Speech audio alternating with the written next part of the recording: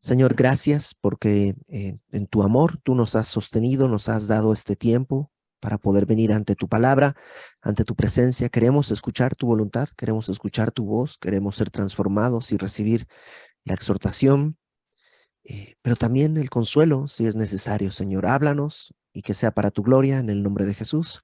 Amén. Amén. Capítulo 5 de Isaías. Y acuérdate que Isaías no es una narración cronológica, sino que son distintas exhortaciones que están registradas. Entonces, eh, si tú tratas de encontrar eso como un discurso que va del punto A al punto B, al punto C, no hay. Son distintas visiones. Algunas abarcan más de un capítulo, pero son distintas visiones que va escribiendo el profeta. Y en esta específicamente, este es un canto. No sabemos si era una canción que ya existía y que Isaías le puso letra, o era una canción que tenía música propia, o la verdad es que no tenemos datos de cómo era. Por el tamaño del texto, que es un capítulo más o menos largo, yo pienso que debería ser algo más bien tipo rap, porque o no sé, Pedro Navaja, una canción así larguísima, porque tiene muchísimo texto, pero pues bueno, pásame la guitarra, vamos a cantar Isaías. Vamos, capítulo 5, versículo 1, dice, ahora cantaré por mi amado el cantar de mi amado a su viña. Lo primero que notamos es que se refiere Isaías, eh, este término, mi amado, es un término de mucha intimidad, ¿no?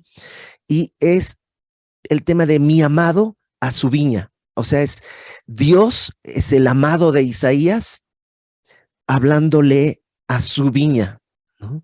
Y yo no puedo, perdónenme, igual y esto no lo entienden muchos, pero yo no puedo leer esto sin recordar a mi amado amigo José Juan. JJ siempre que ora, si lo has oído orar, recordarás a JJ, el pastor JJ, diciendo, amado, amado Señor, siempre se refiere a Dios como mi amado. No sé si lo tomó de aquí, sinceramente nunca le he preguntado, pero yo veo a Isaías diciendo esto, les voy a cantar una canción.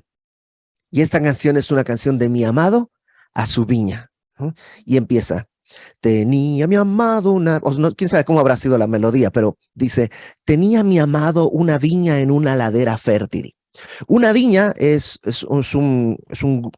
como un plantío de vides, de uvas. Y esta dice que estaba acomodada en una ladera fértil, es decir, en un lugar que tenía lo suficiente para dar buenos nutrientes. No está en un desierto, no está en un lugar árido, no está en un pantano o no sé, está en un lugar fértil. De entrada, el que escoge dónde plantar la viña es el amado, y él planta su viña en una ladera fértil, en un buen lugar. La había cercado y despedregado y plantado de vides escogidas. No solo había escogido un buen lugar, sino le había cercado, esto es ponerle una valla de tal manera que está protegida de animales que pudieran entrar y destrozar la viña, o de cualquier otro, incluso intrusos. Está protegida la viña. Dice además, la había despedregado. Eso es quitarle las piedras, hacer que la tierra podría ser muy fértil, pero llena de piedras, lo cual ahogaría la planta. Pero no, hizo un tratamiento en la tierra, y luego dice, trajo vides escogidas. O sea, escogió qué vides plantar, puso lo mejor que podía, no agarró ahí 3 uvas de a ver lo que sale. No, tuvo mucho cuidado. Dice, había edificado en medio de ella una torre. Esto es un lugar donde puedes tener herramientas, es como una especie de, de defensa también y de vigilancia. Tú puedes desde esa torre vigilar que no haya gente que entre, que no te roben, proteger la viña realmente. Había puesto una torre y hecho también en ella un lagar y esperaba que diese uvas. El lagar es, por supuesto, para guardar el fruto. El lagar era un lugar donde se llevaba la uva ya cosechada, Piensa en una especie de cubeta gigante donde se ponía la uva y luego se pisaba, ¿no? Y normalmente se pisaba la uva con bailes y con cantos, y mientras pues vas bailando, vas aplastando, y el jugo de uva que va saliendo se recoge para hacer vino y todo lo demás. Ese es el lagar donde se llevaba el fruto. Entonces, esperaba un fruto. Pues, ¿cómo no? O sea, imagínate, lugar fértil, buen vallado, este, eh, una torre, vides escogidas, tenía todo para dar un buen fruto. Y dice que dio uvas silvestres. Y la frase uvas silvestres, algunas Biblias la traducen incluso como uvas envenenadas. Es decir, uvas venenosas, más que envenenadas, uvas venenosas. Este tipo de uvas son uvas silvestres, uvas que, o sea, salen sin necesidad de cuidado. Es como que tú agarras y vas y tienes tu jardín y lo cuidas, le pones abono, le quitas la gallina ciega, ¿no? Que destroza todo el pasto, y riegas todos los días y das todos los cuidados necesarios, y al final te ha producido tréboles. ¿No? Es como los tréboles salen solitos, o sea, no requieren cuidado, ahí salen porque sí, salen de sí mismos. Y eso es lo que ha sucedido en esta viña. El amado ha hecho todo, y lo que ha producido es lo que daría nomás de sí, así, sin necesidad de tanto cuidado, eso es lo que daría. Verso 5, no, perdón, verso 3. Ahora pues, vecinos de Jerusalén, pregunta Isaías, y varones de Judá, juzgad ahora entre mí y mi viña. ¿Qué más se podía hacer a mi viña que yo no haya hecho en ella? ¿Cómo, esperando yo que diese uvas, ha dado uvas silvestres? La pregunta del amado es, a ver, ¿qué más podía haber hecho? Desde antes de que la plantara, preparé la tierra. Escogí un buen lugar, la despedregué, puse una cerca para que nadie lastimara las vides, puse vides escogidas. O sea, ¿qué más me faltó hacer para que esta vid produjera buen fruto? ¿Cómo, esperando yo que diese uvas, ha dado uvas silvestres? Dice versículo 5, os mostraré pues ahora lo que haré yo a mi viña.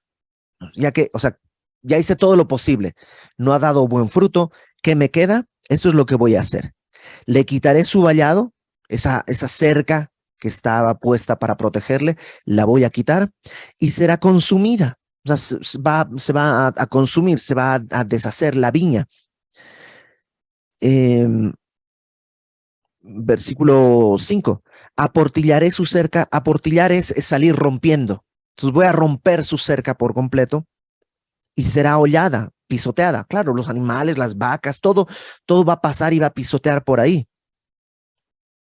Haré que quede desierta, no será podada ni cavada, y crecerán el cardo y los espinos, y aún a las nubes mandaré que no derramen lluvia sobre ella. Quitada la protección, pues va a empezar a pasar cualquier cosa por ahí, van a empezar a romper los animales que pasen, y no solo eso, van a empezar a crecer hierbas, como dice que no la voy a podar, va a empezar a crecer hierba, pasto, todo tipo de plantas y hierba, cosa que no sirve, y al final todo eso se va a comer la viña.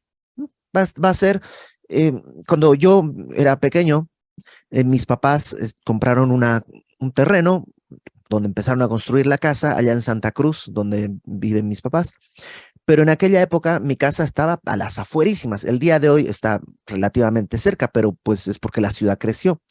Cuando nosotros éramos niños, ahí donde nosotros vivíamos estaba lejos, estaba, pues ahí salía el Tigre, era un lugar, de hecho, para llegar a la casa había una avenida y se tomaba una callecita que no era calles, era una brecha que se había abierto de pasar los coches, nomás era así, las dos líneas, no sé si han visto alguna vez en el campo, que son las dos líneas de las llantas, en medio pues sí hay una lomita de hierba, y a los lados era monte. Y cuando no era monte, era un rancho, y ahí había que comprar, ahí comprábamos leche y todo.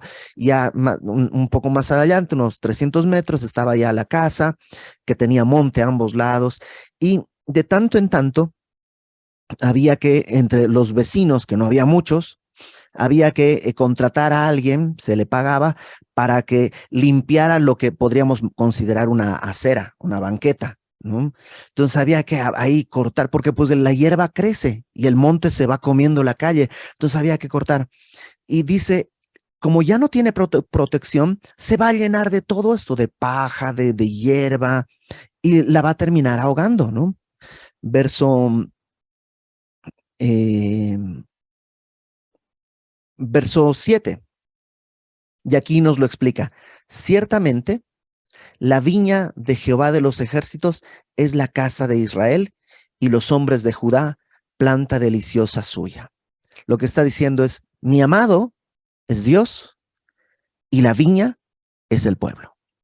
Ahora, no solamente eso, porque Jesús toma esta misma escena y dice, yo soy la vid y ustedes los pámpanos. Entonces, modifica un poquito esta escena. Esta idea de la viña se repite varias veces en la Biblia. Entonces, tienes que tener cuidado que no las mezcles, pero por otro lado, siempre hay la referencia a que eh, nosotros dependemos de Él y Él ha sido bueno. Piensa en tu vida. ¿No te ha dado Dios una ladera fértil donde crecer? De entrada, yo sé que hay gente que tiene posición muy difícil en la vida, pero tú tienes internet, si no, no estarías viendo esto. O sea, tienes una posición, una ladera fértil, Dios te ha dado lo suficiente, tienes Biblia, tienes la palabra de Dios, tienes iglesia, tienes internet, te ha dado todo, te ha puesto una cerca y Dios espera un buen fruto. Fíjate qué es lo que dice al final del verso 7. Esperaba juicio y he aquí vileza, justicia y he aquí clamor. En español no se puede traducir esto porque en el idioma original es un juego de palabras que no hay manera de traducir. La palabra juicio en hebreo es mishpat. No importa si lo anotas, luego lo puedes buscar en el eSword o en algo así. Ay, apagué una luz aquí.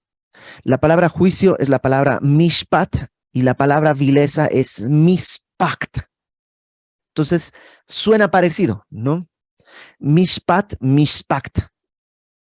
La palabra justicia es tzedakah y la palabra clamor es tzaka, que es también parecido, ¿no? Es como un grito desgarrador. Entonces, ¿qué estaba esperando yo? Juicio.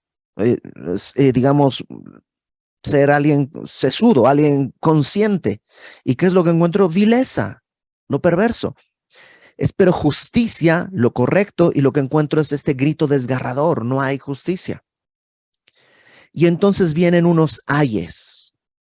Visto lo que está sucediendo, hay unos ayes que presenta Isaías. Dice en versículo 8, el primer ay. Ay de los que juntan casa a casa y añaden heredad a heredad hasta ocuparlo todo. ¿Habitaréis vosotros solos en medio de la tierra?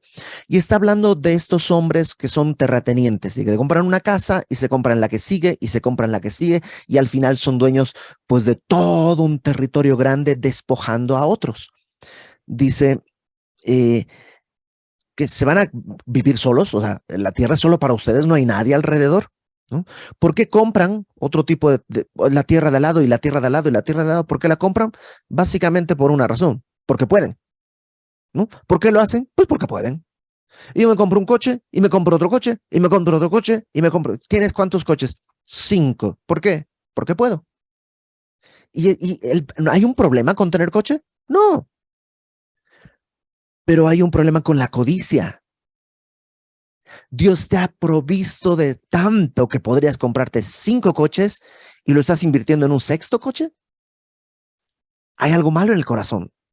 ¿No? Dice, sigue hablando de codicia, versículo 9. Ha llegado a mis oídos de parte de Jehová de los ejércitos que las muchas casas han de quedar asoladas sin morador, las grandes y hermosas. Y 10 yugadas de viña producirán un bato y un homer de semilla producirá un efa. ¿Qué quiere decir esto? Dice Isaías, Dios dice que va a quedar desamparado. Tiene 5 coches y no va a poder andar ninguno. Acuérdate que viene la invasión de Babilonia. Dios dijo, voy a quitar la protección y van a ser pisoteados, van a ser conquistados, van a ser tomados. Entonces, ¿de qué te sirven 5 casas deshabitadas todas? Tu tierra, ¿no? 10 yugadas de viña producirán un vato.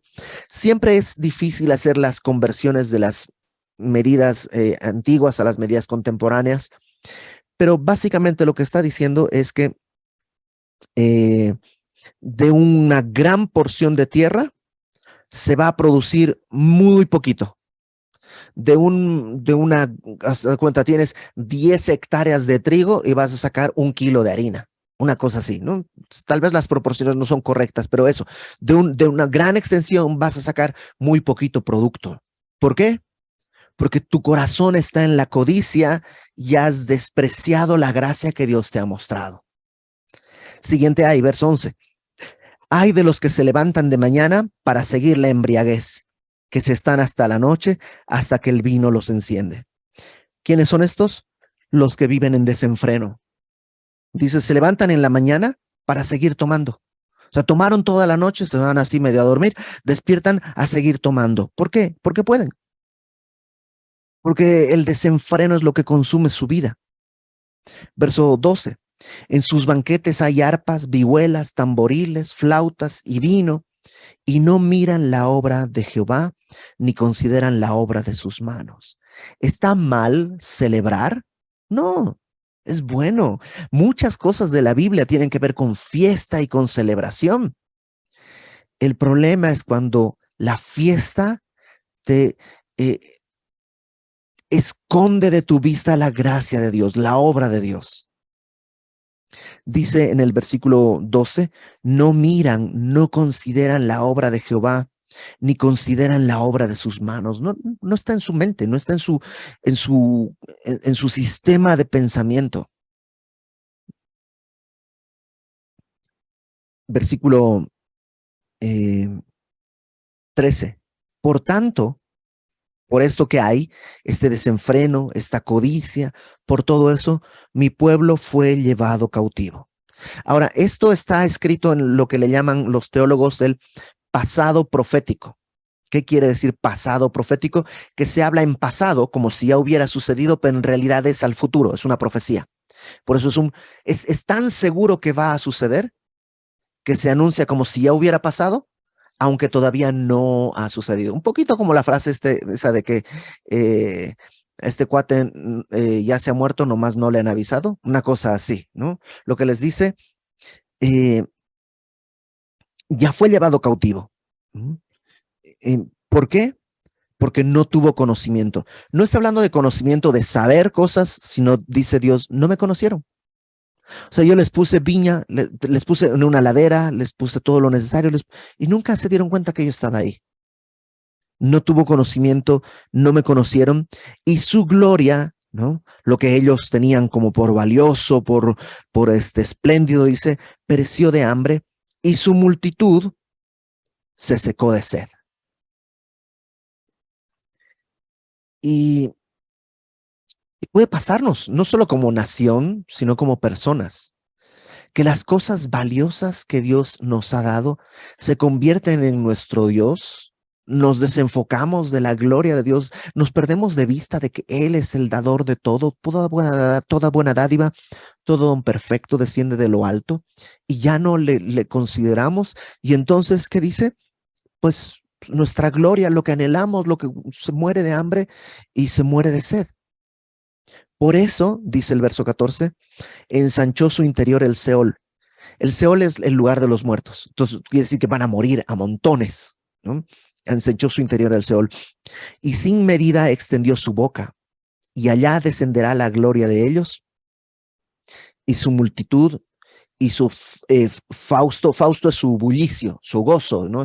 Como ese camelo de que hay, ¿no? Eh, y, y, el, y el que en él se regocijaba. Y el hombre será humillado, y el varón será abatido, y serán bajados los ojos de los altivos. O sea, todo aquel que estaba pues olvidado de la presencia de la conciencia de Dios va a ser humillado, pero Jehová de los ejércitos será exaltado en juicio, eso es en veredicto, y el Dios santo será santificado con justicia. Y los corderos, que en este caso los corderos eh, hace referencia seguramente al pueblo que sí le conoce, ¿no? Serán apacentados según su costumbre, y extraños devorarán los campos desolados de los ricos. Dios va a traer este juicio. Siguiente hay, versículo 18. Hay de los que traen la iniquidad con cuerdas de vanidad, literalmente con cuerdas de mentira. Es aquellos que traen la mentira como una especie de lazo para engatusar a otros y arrastrarlos. Y el pecado como con coyundas de carreta, los cuales dicen, venga ya, apresúrese su obra y veamos, acérquese y venga el consejo del Santo de Israel para que lo sepamos. O sea, estos tienen mentira de como un lazo para atraer gente. El pecado, como las coyundas son como las cuerdas para cuando están los toros arando, así como los van jalando con el pecado. Y yo no puedo pensar en otra cosa que en nuestra sociedad contemporánea, eh, pues programas de televisión que toman la vanidad y la mentira para envolver a gente, que toman el pecado para seducir a otros y llamarlos. Eh, o sea, entiendo. A veces que corremos a decir, sí, nuestra sociedad está, ¿hasta dónde vamos a llegar? Qué terrible. Pero esto fue escrito hace mucho tiempo y ya era así. No es un tema de época, es un tema del corazón humano, del pecado que hay en nuestro corazón. Siguiente hay, dice en el verso 20, hay de los que a lo malo dicen bueno y a lo bueno dicen malo. O sea, esto, hay gente que es desobediente y que pecaba desobedeciendo a Dios. Pero esto es peor, porque no solo es que pecas desobedeciendo a Dios, sino que estás diciendo que lo tuyo es lo bueno y lo que Dios dice es malo. Y otra vez, podemos abrir más la ventana y ves en tu sociedad que la gente dice eso.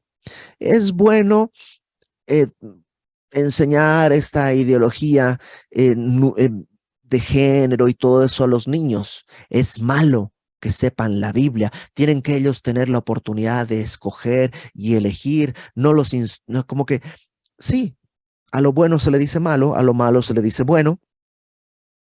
¿Qué hacen de la luz tinieblas y de las tinieblas luz? Que ponen lo amargo por dulce y lo dulce por amargo. ¿Por qué estos ahí? Acuérdate, Dios ha provisto todo. Dios ha dado todo lo que necesitan y todo lo que requieren, pero han rechazado la gracia de Dios. Una vid, por supuesto, una vid, digamos que da fruto nomás, porque sí, en este caso, esta vid no ha querido dar buen fruto. ¿Ha dado fruto? Sí, pero un fruto era mejor que no dé fruto a que dé uvas agrias, venenosas. Siguiente hay, verso 21. Hay de los sabios en sus propios ojos y de los que son prudentes delante de sí mismos, que son eh, sabios en su propia opinión, esta soberbia, esta altanería. Yo escuchaba un video o veía un video ayer de un cuate que dice, si Dios existe me va a tener que contestar algunas cosas. Ah, caramba, o sea, eh, si Dios existe y tuviera que darle cuenta, sería a su Dios. O sea, si Dios tuviera un Dios, a él le tendría que dar cuentas, no a nosotros. Nosotros somos criaturas, ¿no? Entonces, eh, es esta soberbia, ¿no? A sus ojos tienen prudentes y sabios. Verso 22, siguiente hay de los que son valientes para beber vino y hombres fuertes para mezclar bebida, los que justifican al impío mediante cohecho y al justo quitan su derecho. Es gente que es muy valiente para pecar, pero muy cobarde para luchar contra sus propias concupiscencias. Gente que tiene valor para ir y comprar una botella y gastar. pero para quedarse sentado y callado y sufrir el agravio y sujetarse a su esposo o entregarse por su esposa, para eso no, es que no puedo, es que me cuesta. Ajá, pero si fuera de ir y comprar una botella o ir y hacer otro pecado, que para eso sí, bien valiente. Pero otra vez, eso es solo el síntoma. ¿Cuál fue la raíz? El haber rechazado la gracia que Dios les ha mostrado. Ahorita lo vamos a dejar mucho más claro con un pasaje del apóstol Pablo. Sigamos leyendo, verso 24. Por tanto, por todo lo anterior, como la lengua del fuego consume el rastrojo y la llama devora la paja, así será su raíz como podredumbre y su flor se desvanecerá como polvo, porque desecharon la ley de Jehová de los ejércitos y abominaron la palabra del Santo de Israel. Ya que han hecho todo esto, así que como el fuego consume la paja, aquí como se fuego de chala se dice aquí, no, en Bolivia se dice fuego de chala, llamarada de petate, ¿sí? Que se prende así rapidito, así como se prende rapidito un petate, digamos. Luego me explicas bien qué es un petate, pero como es como una cama de paja, ¿no? Sí. Ok, como se prende un petate, así rápido, así dice, van a ser, su flor se va a desvanecer en polvo. Todo lo valioso va a ser pedazos, porque desecharon la ley de Jehová de los ejércitos, y parecería que la palabra ley aquí hace referencia a la Torá, los 5 primeros libros, y abominaron la palabra del Santo de Israel, es todo lo demás. Están desechando el consejo de Dios. Por esta causa se encendió el furor de Jehová contra su pueblo y extendió contra él su mano y le hirió. Y se estremecieron los montes y sus cadáveres fueron arrojados en medio de las calles. Una devastación total que Dios va a traer. Con todo esto no ha cesado su furor, sino que todavía está su mano extendida. Y en este caso su mano extendida no está para salvar, sino en juicio. No es como tratar de rescatarte, sino está apuntando, tú eres culpable. Verso 26. Alzará pendón, esto es bandera. Es como que Dios es como el general de un ejército, pero está con una bandera de una nación extranjera. Y está diciendo, es por acá, por acá. Alzará pendón a naciones lejanas, silbará al que está en el extremo de la tierra, y aquí que vendrá pronto y velozmente. Claro, Israel iba a ser conquistado por Babilonia, pero no es porque Babilonia sean más grandes o mejores, es porque Dios los está llamando. Dios está trayendo juicio a su nación y él está con su bandera diciendo, vengan, vengan, y el ejército de Babilonia está entrando. No habrá guerra entre ellos, perdón, no habrá entre ellos cansado, ni quien tropiece, ninguno se dormirá, ni le tomará sueño, a ninguno se le desatará el cinto de los lomos, ni se le romperá la correa de sus sandalias. Van a venir con ímpetu, van a venir sin estorbo, van a venir así arrasando. ¿Por qué? Porque nadie puede ponerle un alto. No se cansan, no duermen. Por supuesto, es decir, el ejército de Babilonia se cansaba y dormía, pero entienden la idea, lo que está mencionando. Es Dios quien trae esto. Sus saetas estarán afiladas, sus flechas estarán afiladas, todos sus arcos entesados. Entesado es cuando ya está tirante, ¿no? Cuando agarras el arco, ahí está flojo y jalas, y ya está entesado y sueltas listo para que vaya la flecha. Eh, los cascos de sus caballos parecerán como de pedernal. Otra vez, no es que le van a poner piedra a los cascos los cascos de los caballos son sus patas, ¿no?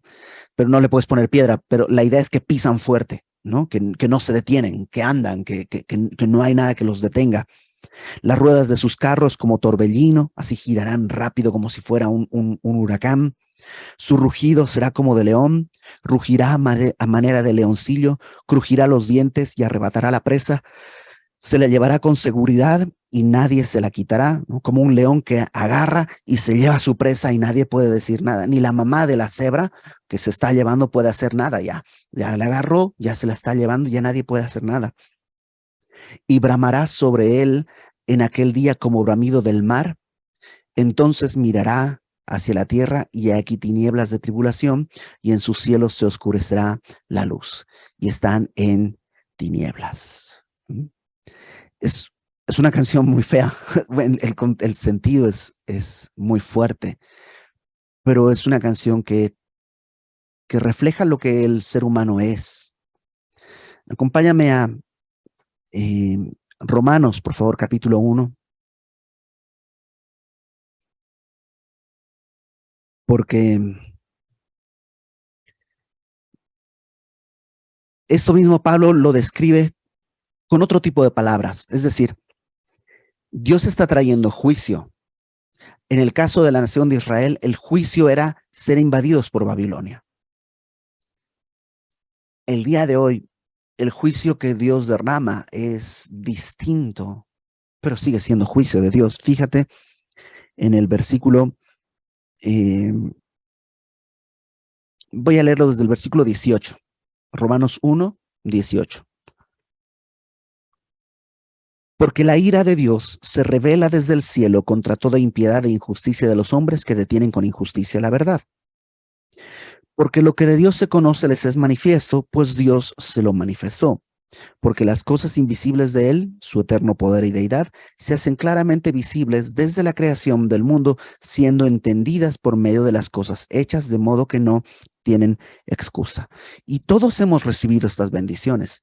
Dice Pablo cuando está predicando en el libro de Hechos que Dios en Atenas, que Dios se ha manifestado dándonos lluvias y bondades.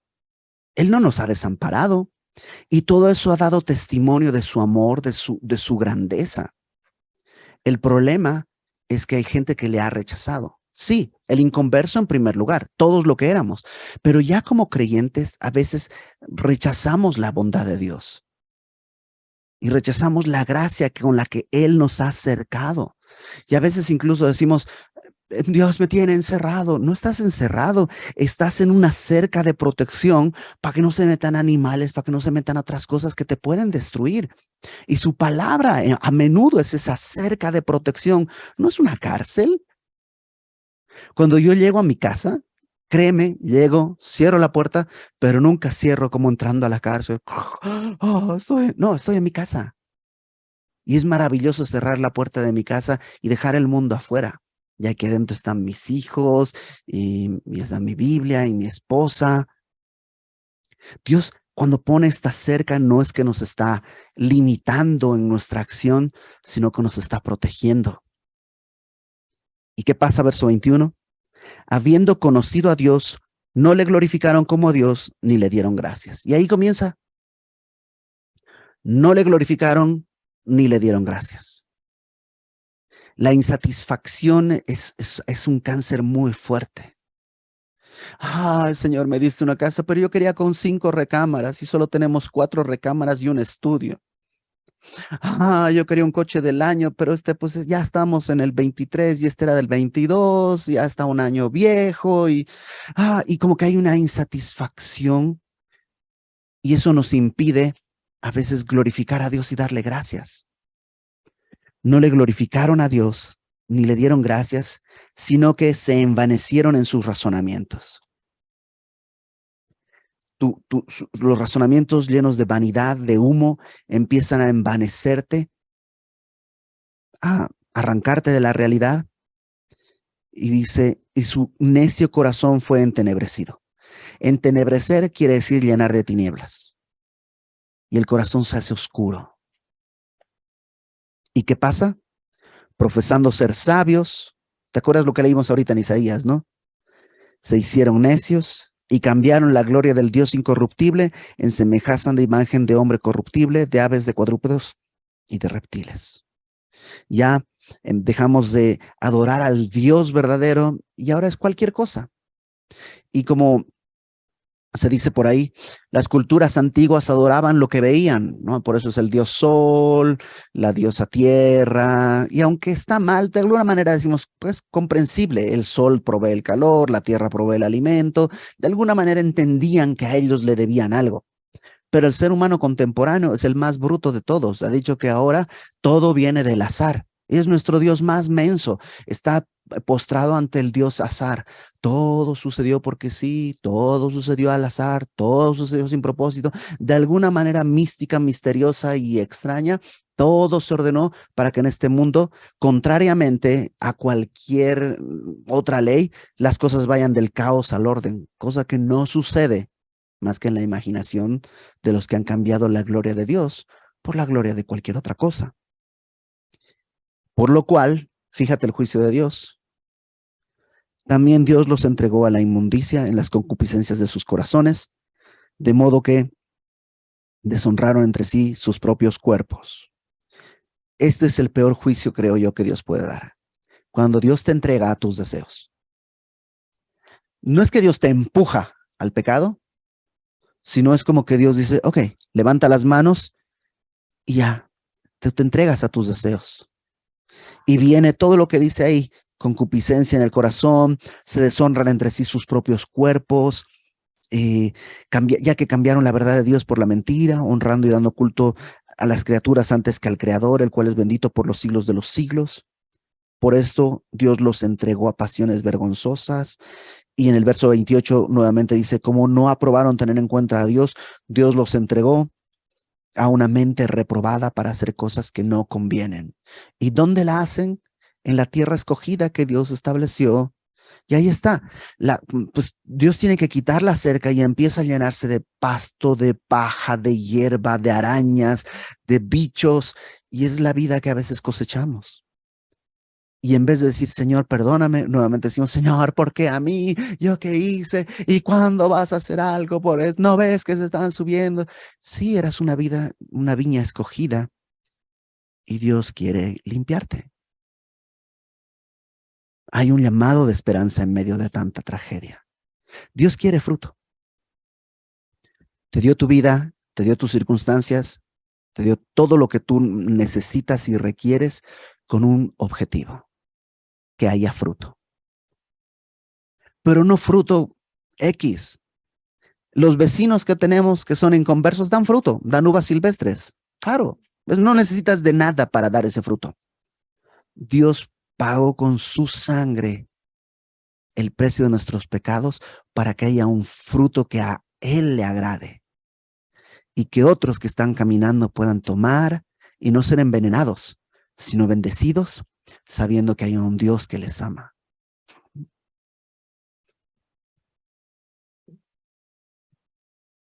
Meditando en esto, pienso que de pronto uno podría pensar, ¿y por dónde empezamos, no?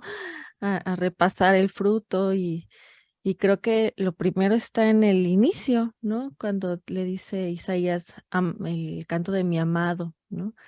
Y es estar claros en esos, dice la palabra en muchos versículos, que el que ama a Dios obedece a sus mandamientos, ¿no? También dice que el que ama el mundo es enemigo del Señor, ¿no? Entonces, y generalmente el amor al mundo viene por la raíz de todos los males, ¿no? Que hablaba también Isaías de la codicia y que es el amor al dinero, ¿no? Entonces, como decía mi esposo, no nos peleemos con las tinieblas, ¿no? No nos peleemos con si ya hay algún mal fruto, ¿no? Si ya estamos viendo que sí, lo que hacemos lo hace el vecino que no es cristiano, ¿no? Y decía también su palabra, ¿no? El que ama al que le ama, pues qué beneficio, hasta los inconversos aman al que los ama, ¿no? Y tiene que haber frutos que vengan claramente del Señor en nuestras vidas. Y si no está viendo ese fruto, no se trata de, pues de apretar para que salga el fruto, ¿no? Dice la palabra, ¿no? Que nosotros somos pámpanos, ¿no? Él es la vid. ¿Y qué tenemos que hacer? Conocer al Señor, ¿no? Dios dice en Isaías tantas veces, no me conocieron, no me conocieron, no me conocieron. Y cuántas cosas de las que hacemos hoy o que creemos de Dios, realmente es Dios. ¿En qué punto estamos poniendo a nuestro Dios? Es que Dios es enojón. ¿Eso dice la Biblia? ¿Es realmente Dios enojón? Es que Dios todo me perdona. ¿Es realmente eso que dice la Biblia? O sea, en ese carácter, como un papá que no corrige, ¿no? Que dice, soy ese papá, no corrige. ¿Cuál es la verdadera identidad del Señor, ¿no? Y esa es la vida eterna, que me conozcan a mí, ¿no? Dice otro versículo. Y por eso hacemos el tiempos con el Señor, para conocerle. La única manera de conocer a alguien es pasando tiempo con ese alguien, ¿no? Y es eso lo que nos tenemos que enfocar. Lo demás lo va a hacer el Señor. Ese fruto malo, esa hierba que haya crecido, lo va a hacer el Señor, ¿no? Entonces, tengamos esperanza le digo siempre a mi hijo, al camino bueno solo es un paso. Y lo valiente es luchar contra lo que te está diciendo, no obedezcas, ¿no?